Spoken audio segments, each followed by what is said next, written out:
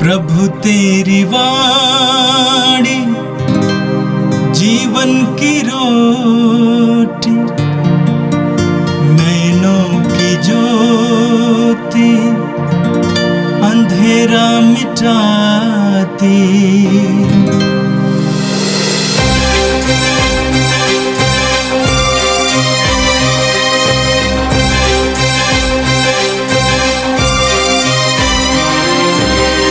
प्रभु तेरी वाणी जीवन की रोटी, नैनों की ज्योति अंधेरा मिटाती। प्रभु तेरी वाणी जीवन की रोटी, नैनों की ज्योति अंधेरा मिटाती। वाणी वाणी वाणी वाणी वाणी पवित्र है, शाश्वत है, जीवन का मन्ना है।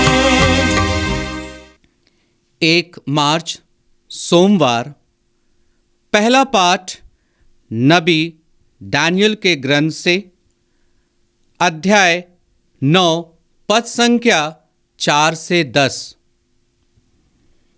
हे प्रभु, महान एवं भीषण ईश्वर, तू अपना विधान बनाए रखता है। तूने उन लोगों पर दया दृष्टि की है जो तुझे प्यार करते और तेरी आज्ञाओं का पालन करते हैं। हम लोगों ने पाप किया है, हमने अधर्म और बुराई की है। हमने तेरे विरुद्ध पाप किया, हमने तेरी आज्ञाओं तथा नियमों का मार्ग त्याग दिया है। नबी, तेरे सेवक हमारे राजाओं, नेताओं, पुरखों और समस्त देश के लोगों को उपदेश देते थे। हमने उनकी शिक्षा पर ध्यान नहीं दिया। हे प्रभु, तू न्यायी है और यहूदिया के लोग, यरूशलेम के निवासी, समस्त इस्राएली, चाहे वे निकट रहते हों चाहे उन दूर देशों में जहां तूने उन्हें विश्वासघात के कारण बिखेर दिया है, हम सब के सब कलंकित हैं।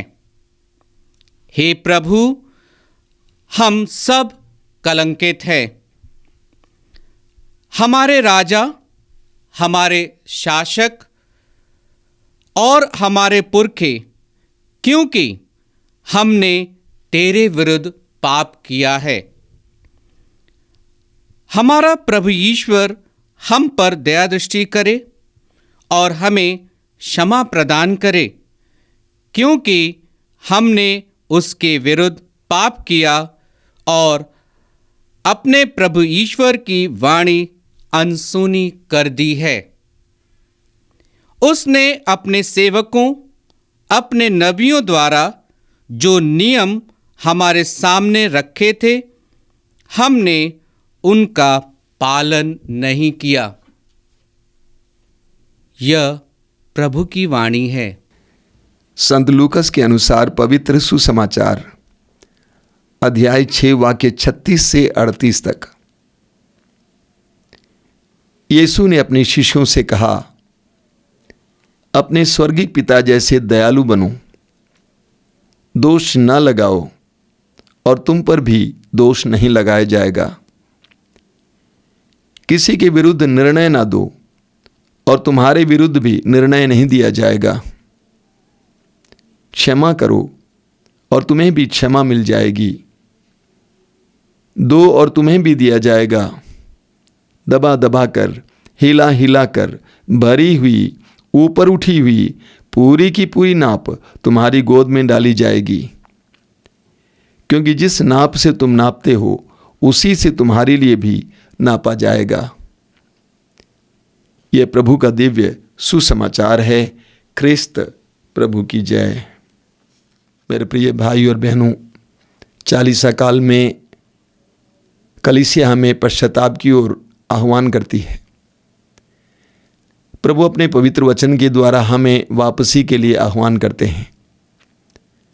हम जिस मार्ग पर चले हैं उस मार्ग से वापस आने के लिए आह्वान करते हैं।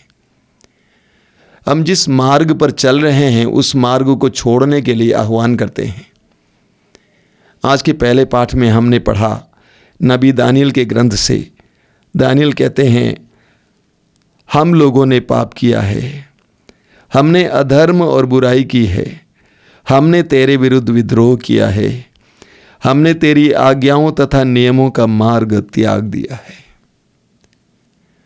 दानियल कहते हैं, प्रभु आज हमारे कष्ट, आज हमारे संकट, हमारी विपत्तियों और हमारी मजबूरियों का कारण हम स्वयं हैं। हम स्वीकार करते हैं हमने पाप किया है, हमने तेरी आज्ञाओं का पालन नहीं किया है।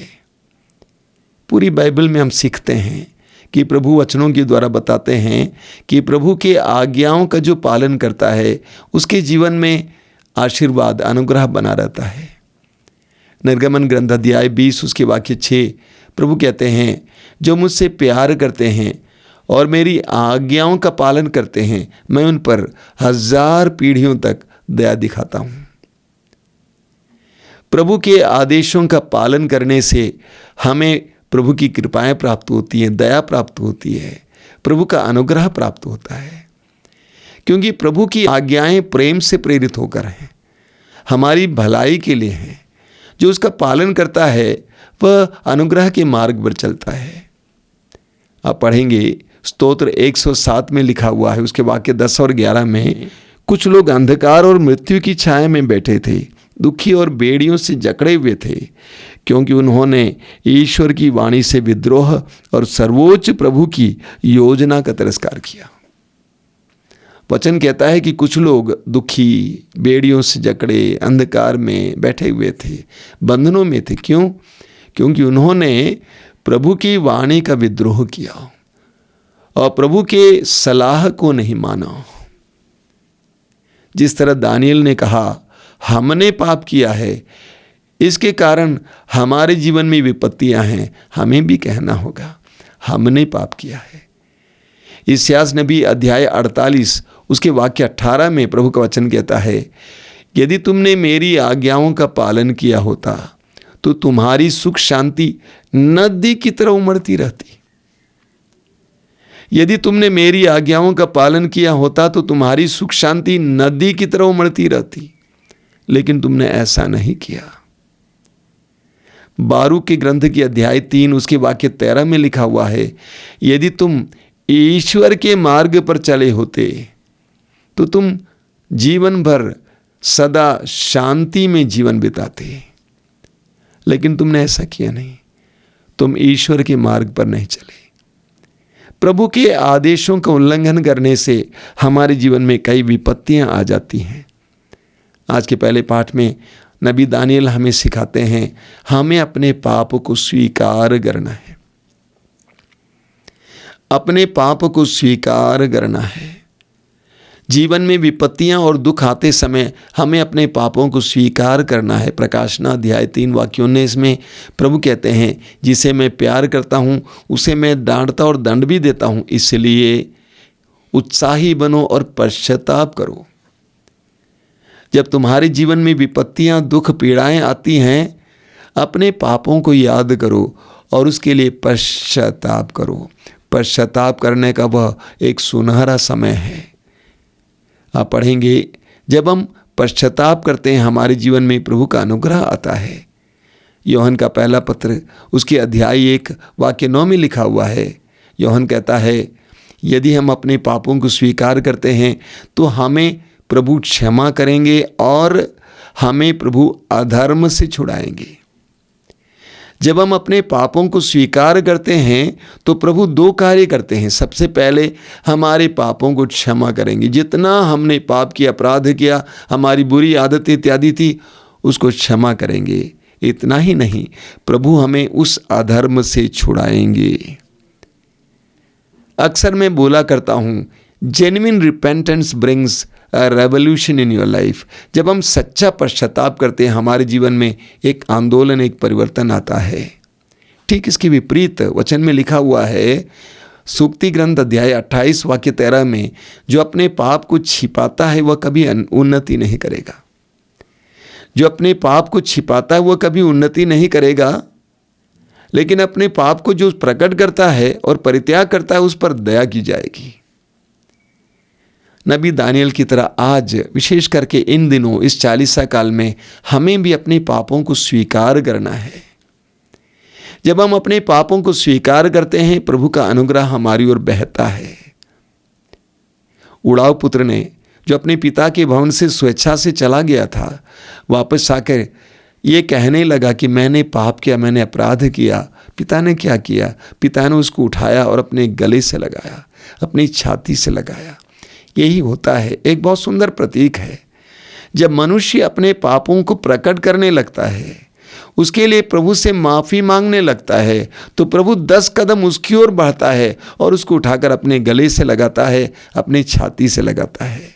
और आज के सुसमाचार में प्रभु यीशु हमें बहुत गहरी बातें समझाते हैं।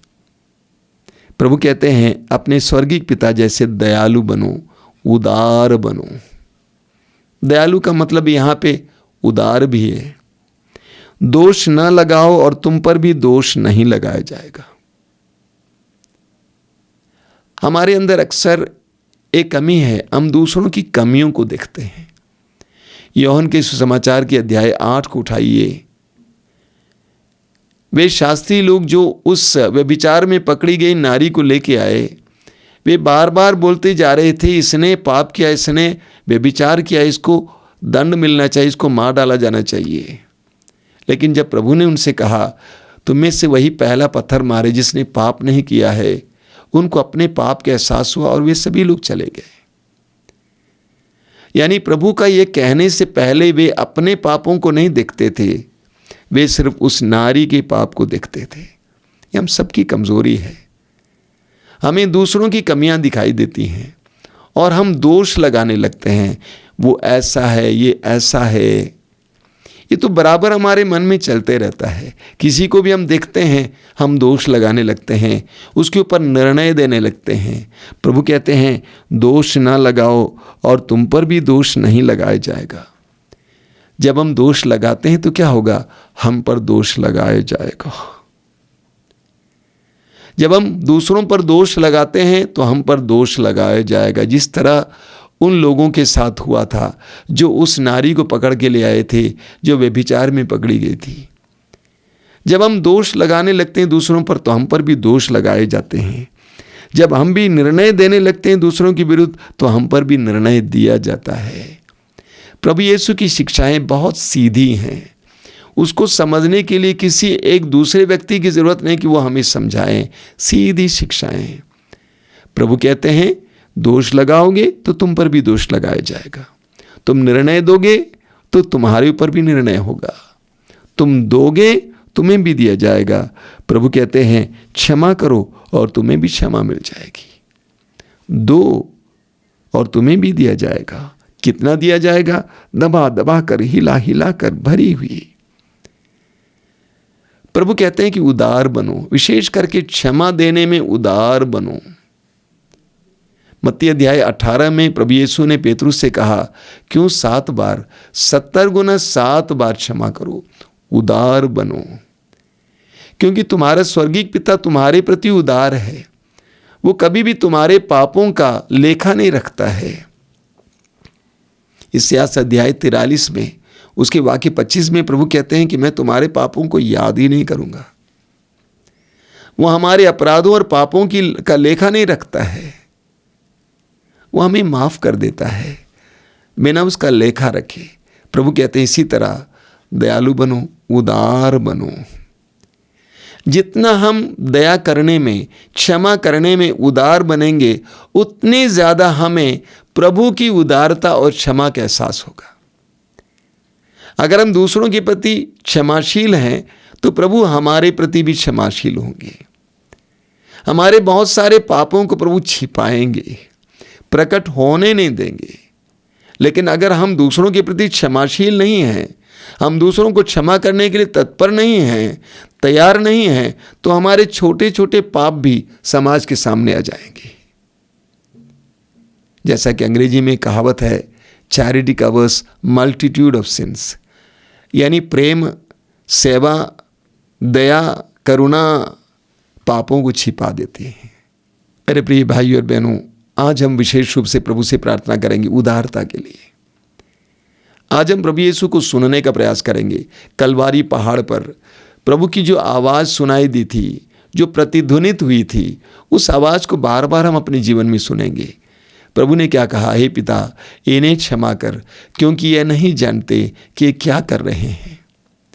वहाँ पर प्रभु यीशु न केवल उनको क्षमा कर रहे थे, उन लोगों को जिन्होंने उनके ऊपर अत्याचार किया था, बल्कि वहाँ पर उनके लिए प्रार्थना कर रहे हैं।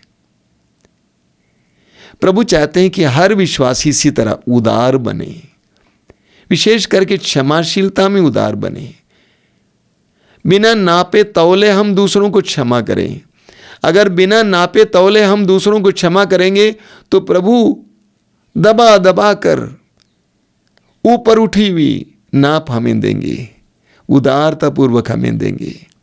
मैंने अपने जीवन में प्रभु की बहुत क्षमाशीलता का एहसास किया है। प्रभु ने मुझे छिपाया है, मेरे पापों को छिपाया है। प्रभु ने मुझे बचाया है। एक मुख्य कारण यह है कि मैं दूसरों को आसानी से क्षमा कर देता हूँ, माफ कर देता हूँ। आइए हम प्रार्थना करें। प्रभु यीशु हमें उदार बनाइए। तेरा हृदय उदार था, तू लोगों को आसानी से क्षमा कर पाता था। कलवारी पहाड़ पर उस क्रूस पर लटकते समय जब तेरी जुबान से कोई आवाज तक नहीं निकल रही थी, इतनी बड़ी पीड़ा थी, उस समय भी तूने पुकार कर कहा, हे पिता इन्हें क्षमा कर, क्योंकि ये नहीं जानते क्या कर रहे हैं। तो उनके लिए प्रार्थना कर रहा था। हमें भी उदार बनाइए, हमें भी क्षमाशील बनाइए। दूसरों की कमियों को उजागर करने के बजाय उन कमियों को नज़रअंदाज करने और उनके लिए प्रार्थना करने के लिए हमें कृपा दीजिए। हे प्रभु यीशु, इन वचनों को सुनने वाले मेरे भाई बहनों को आशीर्वाद देना। आज का दिन उनके लिए अनुग्रह और आशीष का दिन हो। वे जहाँ कहीं भी जाएं, कुछ भी करें, वहाँ पर तेरी आशीष का उनका अनुभव हो। हर प्रकार के पाप और पापमय माहौल से उन्हें बचा के रखना। अपने पापों के लिए क्षमा मांगने के लिए कृपा देना, दूसरों को क्षमा करने के लिए कृपा देना। हमारी प्रार्थना ग्रहण कर, आमीन। प्रभु तेरी वाणी जीवन की रोटी, नैनों की ज्योति अंधेरा मिटाती। वाणी वाणी वाणी वाणी वाणी पवित्र है, शाश्वत